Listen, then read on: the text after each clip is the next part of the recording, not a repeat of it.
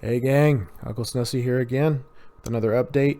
Wanted to do day number 2 of the Hardy Fashion contest. My approach for the first day was to kind of simulate what it would be like for many of you to be participating in the contest. And what I mean by that is I only did matches that were using wrestlers that quite a few of you should have. So Stephanie McMahon, did 40 matches with her. I completed all the Jeff Hardy matches, and I completed all the Sting Icon matches. So for Jeff Hardy and Sting, what I did is I just did the regular Showdown tournament. I did the male tournament and just put him in as the second wrestler and put my strongest wrestler in spot number 1, and basically just won the matches with my number 1 wrestler and never tagged in Sting. For Stephanie McMahon, I did the mixed match. Again, strongest wrestler, male wrestler in the male slot, and then Stephanie in the female slot, and just tried to win the match with the male. And if Stephanie got tagged in, I just tagged her right back out immediately. Yeah, and as you can see, I filled all my bars for the day. I filled all my bars yesterday. So what that does for the contest is right now I'm at 2,103,498. Now, 2 of the matches I did with Matt Hardy Boys, who is a little more rare, so some of you may not have that person. So in this little sheet I put together here, I took the matches out that I did with Matt. So that would have put me at about 1.9 million. Now we have that Showdown tournament coming out this weekend. There's the potential to earn another 1.5 million points if you follow the method I've talked about for Showdowns in the past. So that takes you about 3.4 million. And then if you actually finish off the 120 matches with Stephanie, it's about another 1.4, which puts you at about 4.8, which unfortunately is still, about a little over 200,000 short of this mid mark here where you would get the Matt Hardy 3-star bronze. So realistically, in order to get Matt, you would need to have at least one more of these characters, whether that's Tyler Breeze, Fandango, Matt Hardy Boys, or Matt Hardy Woken. You would need at least one of those to get to that 5 million mark. I know I only started putting videos out this month, but if you guys had been following my method when Fandango came out, you would have actually had him. He wasn't too terribly difficult to get that month, but you would have had to have been approaching the game kind of similar to the way I do. So I do have him, so I'm going to be able to hit that mark. But the reason I wanted to bring this up was really just so you guys kind of have an idea of whether or not you have a realistic shot at that mark.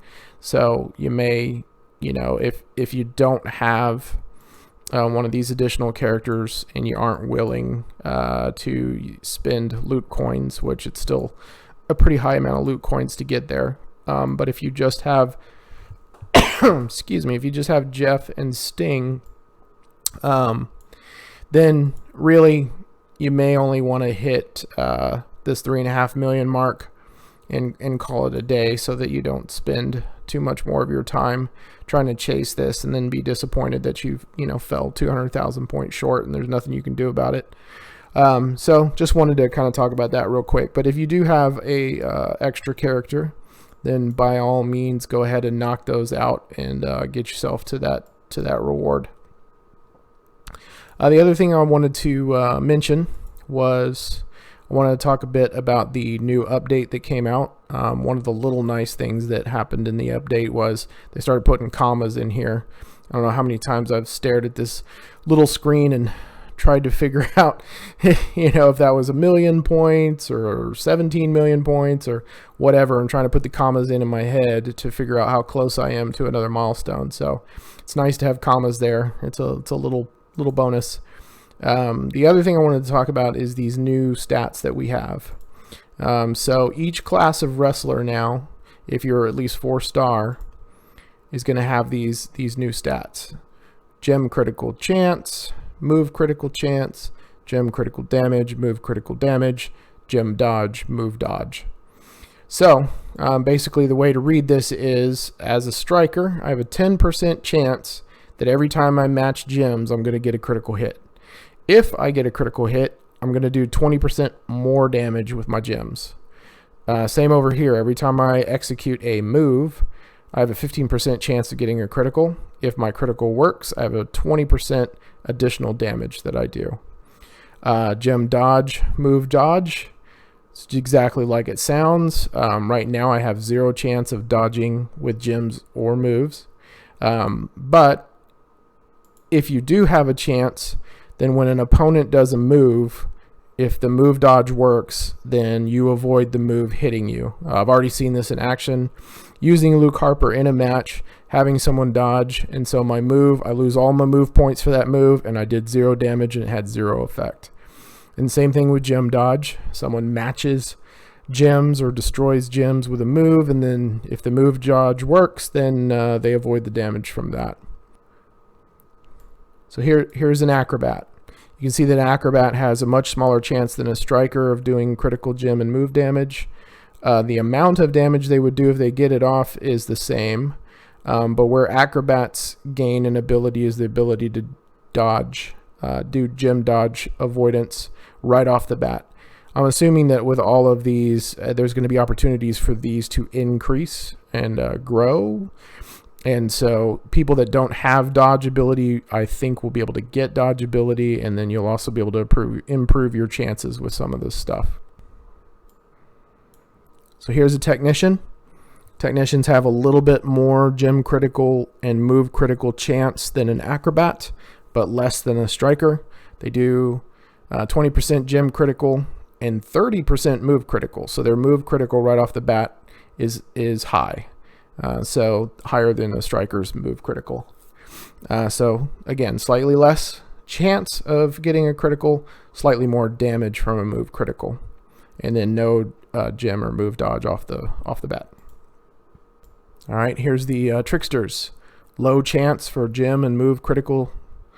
They do more damage if they do get the move off than the acrobats do, and then they have the ability to dodge moves. And this is what I've seen. I've fought some tricksters. I like to use Striker Harper. You get a class advantage of 25% facing tricksters, so I face a lot of tricksters in Showdown when I'm using my Striker. And so I did see this a couple of times where people dodged my move. Didn't happen very often, just like it says here, 3%, right? It's not supposed to happen very much, but when it did happen, and it did have an effect on the matches, because I'm kicking off a move and they're avoiding the move, and I lost all the move points and I got to recharge. All right, here's a powerhouse. Again, lower chance. They do high gem damage, a little bit lower move damage, still one of the better ones, but I don't think that's as good as the strikers. And again, no gem or move dodge right off the bat. And then here's your showboats. So showboats have a decent chance right off the bat of getting gem critical. Lower chance of move critical. They have even gem critical damage and move critical damage. I think slightly less than a striker, but more than some other people, and then no dodge ability. So that's the stat update. You know, the chances of any of those are kind of small, so you don't necessarily see them a whole lot. The amount of increase in damage isn't massive. It's the equivalent of some of the damage bonuses that you might see in Showdown when you're going up against a tag team that has a gem damage bonus. But, you know, there's probably going to be opportunities to increase those somehow later. I know they talked about the skill plates or whatever, so we'll just have to see how those get implemented and what opportunities there are. That's it for today. All right, hope you guys have a great day. Talk to you later. Bye.